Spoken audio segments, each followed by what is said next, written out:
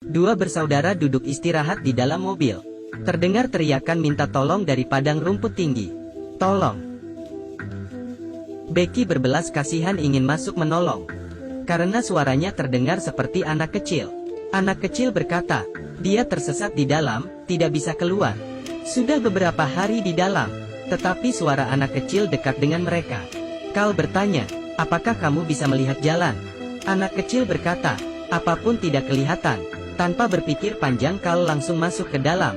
Dan rumput ini, jika masuk, jangan berpikir untuk keluar. Becky juga ikut belakangnya. Kemudian dia langsung telepon polisi. Tetapi semakin jalan masuk, sinyal ponsel semakin lemah.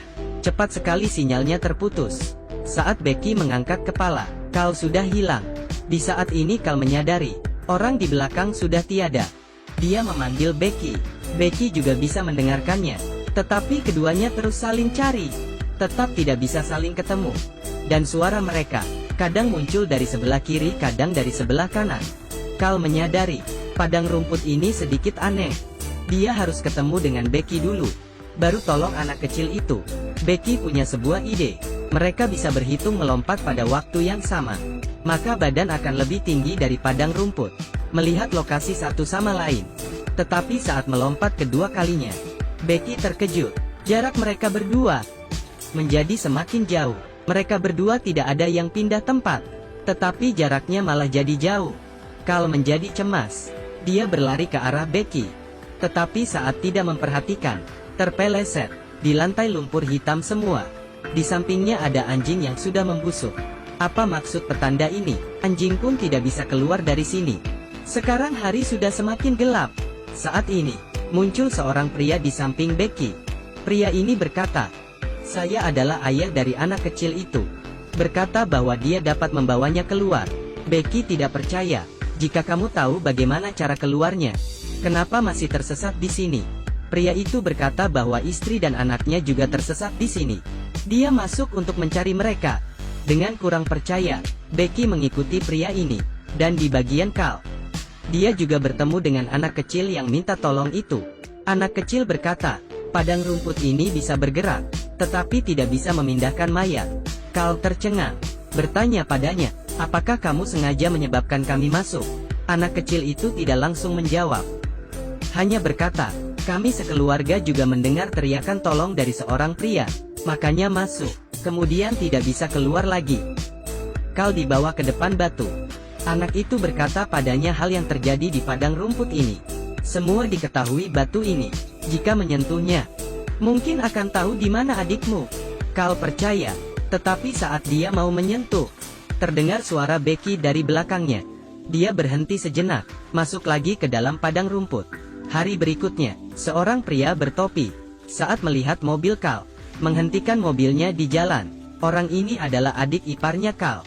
Karena dalam waktu yang lama tidak bisa hubungi pacarnya, sepanjang jalan menanyakan keberadaannya. Sekarang sudah ketemu mobilnya, orangnya pasti ada di sekitar.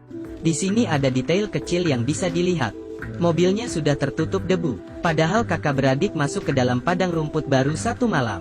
Kemudian pria bertopi menemukan sebuah buku. Mungkin pacarnya ada di padang rumput depan ini. Dia jalan masuk dengan hati-hati, dan membuat tanda di sepanjang jalan. Tetapi yang aneh adalah, pria bertopi baru pergi, rumputnya langsung lepaskan diri. Seperti orang lain yang masuk ke padang rumput, pria bertopi juga tidak dapat keluar. Malam harinya, dia juga ketemu anak kecil itu. Tetapi pria bertopi terkejut saat anak kecil itu mulai bicara. Dia menyebut nama pria bertopi, dan bilang, apakah kamu tidak kenal saya lagi?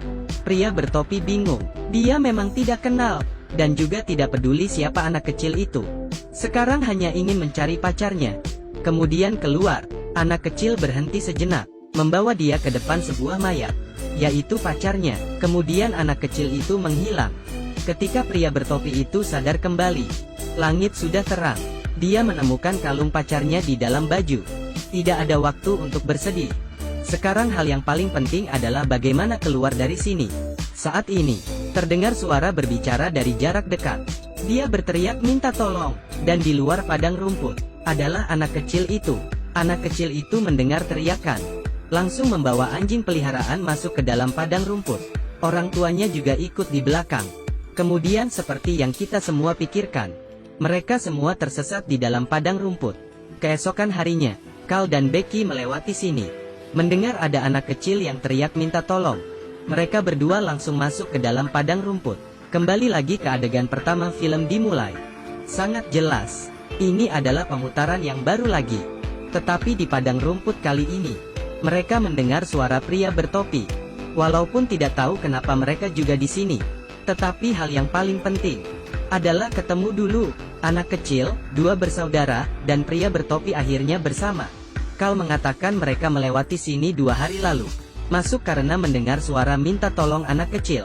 Tidak, kalian sudah pergi selama 2 bulan. Tetapi ini tidak penting. Intinya adalah bagaimana keluar. Pria bertopi membiarkan anak kecil duduk di bahunya, sehingga bisa lebih tinggi dari padang rumputnya. Memang benar, anak kecil melihat gereja yang tidak jauh darinya. Semuanya mulai berjalan ke arah sana, tetapi belum jalan jauh. Perut Becky sakit. Dia jatuh pingsan. Saat ini, ayah dari anak kecil muncul, menolong dan membangunkan dia. Semuanya sudah siap. Ketika mau jalan lagi, anak kecil dengan takut menyadari, gereja yang tadi itu hilang. Mereka hanya bisa jalan mengikuti ayahnya. Karena ayahnya terus berkata, dia tahu bagaimana keluar, tetapi ini bukan jalan untuk keluar. Ayahnya membawa mereka ke depan batu besar. Dia bilang hanya perlu meletakkan tangan di atas batu, maka bisa menemukan jalan keluar. Atas bujukannya, Carl percaya. Tetapi dia baru mau menyentuh. Seseorang berlari keluar dari padang rumput. Ibu anak kecil. Dia berkata, ayahnya sudah meninggal. Orang ini bukan ayahnya. Semua harus berjauh dari dia. Mungkin ini adalah indera ke-6 wanita. Becky juga merasa orang ini bermasalah. Ayahnya masih mencoba menggoda mereka untuk menyentuh batu. Tetapi sudah tidak ada yang percaya perkataannya. Dengan marah, dia tarik istrinya, memecahkan kepalanya. Mereka semua langsung berlari, sembunyi di dalam sebuah gudang. Di atap gudang, bisa melihat gereja di luar padang rumput. Tetapi padang rumput ini seperti labirin. Sama sekali tidak bisa keluar. Saat ini mereka melihat seekor anjing masuk ke dalam padang rumput. Kemudian langsung dipindahkan ke jalan raya. Sepertinya di sini adalah jalan masuk ke dimensi lain. Padahal sudah ketemu hal yang baik. Tetapi pria bertopi tidak berdiri stabil dan terjatuh. Tidak sempat menolong dia, karena ayah anak kecil sudah mengejar ke atas. Mereka hanya bisa tinggalkan pria bertopi dan pergi dari sini. Ayah anak kecil terus mengejar, menjatuhkan Carl, kemudian mencekik lehernya. Kita bisa lihat di dalam layar.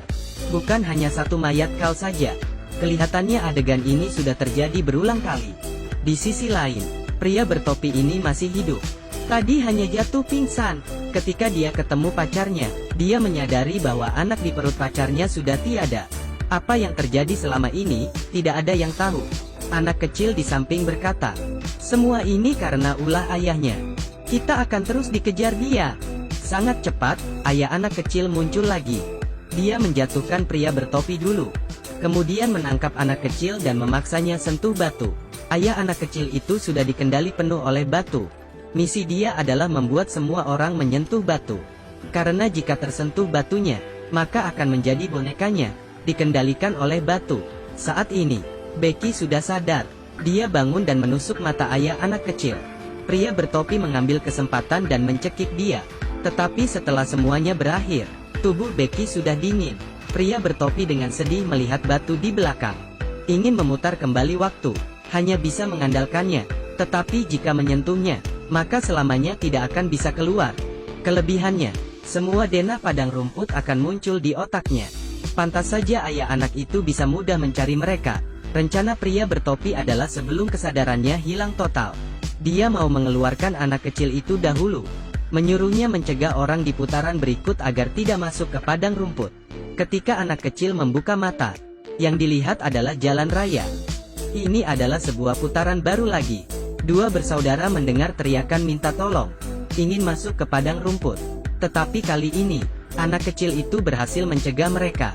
Terakhir mereka mengendarai mobil, dan pergi dari sini. Tetapi pria bertopi terjebak selamanya di dalam. Film berakhir sampai di sini.